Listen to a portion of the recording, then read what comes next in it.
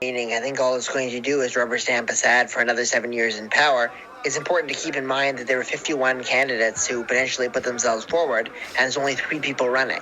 And the fact that the franchise is really only confined to the Assad-held areas of Syria, and that excludes Idlib, and that excludes opposition strongholds, and refugees, depending on where they live. In some countries like France and Turkey are barred entirely. Elsewhere, they have a nominal right to vote, but in practice, that's not really being exercised. So I really don't think that there's anything democratic about these elections at all. The community's response is obviously bifurcated on the grounds of whether you support or oppose Assad. So Assad's leading opponents in the West, the United States, Britain, and the European Union, have already prematurely said that this election is going to be a sham, whereas Assad supporters, Russia, China, Iran, have sent election observers to Syria and are most likely going to validate the elections as legitimate. So that's the international response.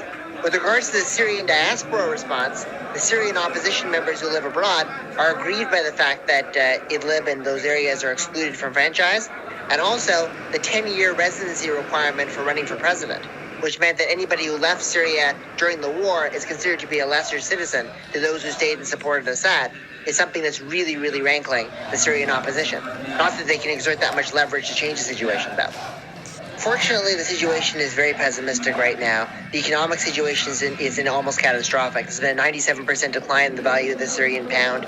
There's more than 80% of Syrians live in poverty. And Assad's rule for another 7 years would basically prevent any new reconstruction investments from coming in because the U.S. Caesar Act sanctions will almost certainly remain in effect, deterring even countries that would be willing to invest in Syria, like China, Russia, UAE, Iran, from shelling out money. So I think that the prospects for a peaceful and prosperous Syria right now are sadly looking very, very remote. Well, if Assad had any intention of living up to those promises, he would have followed what the UN was suggesting, what the international community in the West in particular mostly wanted, which was to deal with the Constitution first and then have elections that could be held in an equitable and free way.